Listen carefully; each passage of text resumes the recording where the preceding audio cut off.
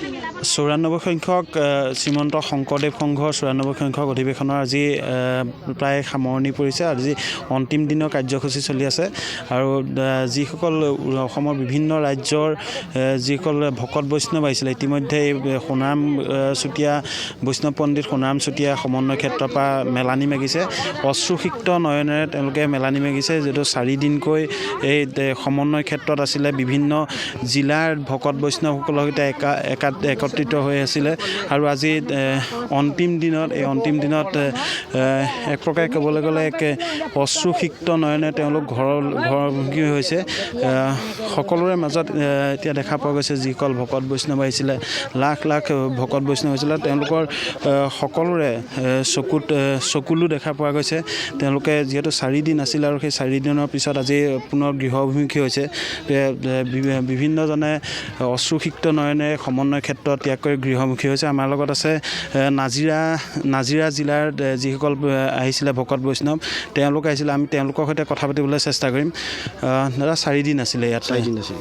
কেনেকুৱা অভিজ্ঞতা হ'ল আৰু আজি যাবগৈ কেনেকুৱা হ'ব? অভিজ্ঞতা মানে কি, আমাৰতো এনেকুৱা অধিৱেশনত ফুৰি আমাৰ অভিজ্ঞতাটো বহুখিনিয়ে হৈছে। সমস্ত জেগাতে আমি যিমান জেগাত গৈছোঁ সকলোতে ভালেই লাগে। ভকত বৈষ্ণৱ আনন্দ পাওঁ, বিভিন্নজন ভকত নতুন পুৰণি সমস্ত জেগা দেখা পাওঁ, তাৰ কাৰণে ভালেই লাগে, ফূৰ্তি আনন্দৰে যায়। ইয়াত যে নৰাৰ মাজতে শুই থাকিলেও আমাৰ এটা দুখ অনুভৱ এটা নহয়, বেদনা অনুভৱ এটা মানে বিষয়লৈ মনত নপৰে। মানে ভকত বৈষ্ণৱ এই মানে উবা নৰলোকা বুলি কৈছে, মানে কলিত মানে বৈষ্ণৱে বিষ্ণু বুলি কৈছে। এতিয়া বৈষ্ণৱক লগ পোৱাৰ লগে লগে ভগৱন্তক পোৱাৰ নিচিনা লাগিলে, পোৱাৰ লগে লগে ভগৱন্তক পোৱাৰ পিছতো আমি বিষয়লৈ মনত নপৰে। এটা আনন্দত মানে কেনেকৈ পাৰ হৈ গ'ল নিজেই গম নাপাওঁ। মানে 4 দিন 4 দিন থাকিলে, আজি গৃহমুখী হ'ম। এতিয়া তাকে দুখ লাগিছে। আজি লাখ লাখ ভকত মাজত আছিলোঁ, তাৰ মাজতে মানে আমাৰ বহুত কথোপকথন হৈছিলে, সেৱা শুশ্ৰূষা কৰিব পাইছিলোঁ। এতিয়া ঘৰলৈ যাম, ঘৰত গৈ আকৌ বিষয়ৰ মাজত সোমাম যদিও এই ভকত সমষ্টৰ মাজলৈ কথাবিলাক আমাৰ মনত পৰি থাকিব, বাৰে বাৰে আমাৰ হৃদয়ত খুন্দিয়াই থাকিব। আকৌ ইয়াৰ পিছত আকৌ তেজপুৰলৈ যাম, এনেধৰণে আমি যে ঘূৰিয়ে থাকিম। যেন ভকত বৈষ্ণৱৰ সময়ত যেন আমি বছৰেকত যেন দুবাৰ পাতক এনেকুৱা অধিৱেশন, ভকত বৈষ্ণৱক এনেকৈ পায়ে থাকিম, এনেকুৱা এটা অনুভৱ হয়। কিন্তু আমাৰ মনুষ্য জীৱনটোতো বিষয় নিশ্চয়কৈ 4 দিনকৈ আছিলে, আপোনালোক আইসকলো আহিছিলে। কেনেকুৱা আজি 4 দিনৰ পিছত আপোনালোক ঘৰলৈ যাব? আমি আজি 4 দিনকৈ থাকিলোঁ।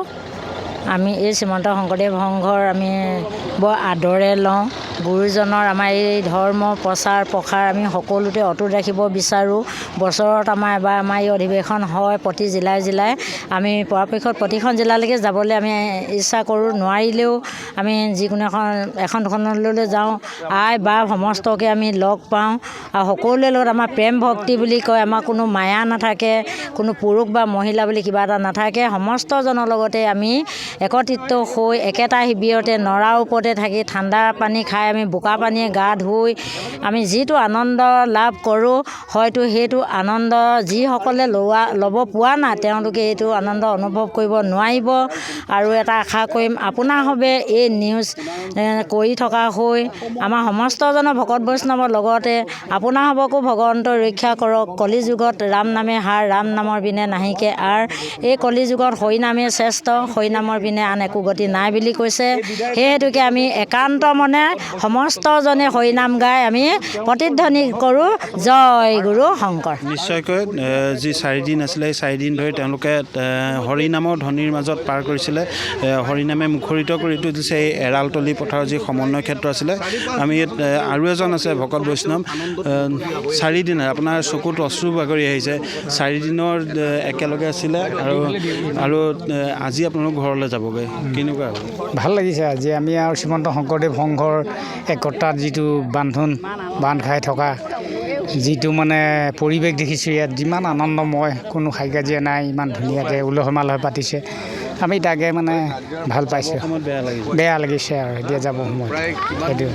নিশ্চয়কৈ সকলোৰে মনত মানে অশ্ৰু বাগৰি আহিছে, যিহেতু আজি 4 দিন একেলগে আছিলে। বাইদেউ আপুনিও আহিছিলে নাজিৰাৰ পৰা, 4 দিন আছিলে ইয়াত, আজি আপোনালোক যাবগৈ, কেনেকুৱা অভিজ্ঞতা হ'ল ইয়াত? আৰু অভিজ্ঞতা আমি আচলতে খুব হেঁপাহেৰে আজি এই দিনকেইটালৈ বাট চাওঁ। 4-5 দিনীয়া দিনটোলৈ আমি বাট চাই থাকোঁ। প্ৰত্যেক বছৰে আমাৰ যি অধিৱেশন শংকৰ সংঘ অধিৱেশন হয় তাৰ বাবে আমি বাট চাই থাকোঁ আৰু খুবেই খুবেই ভাল লাগিল আহি, কিন্তু আজি এটা দুখৰ মানে পৰিৱেশ।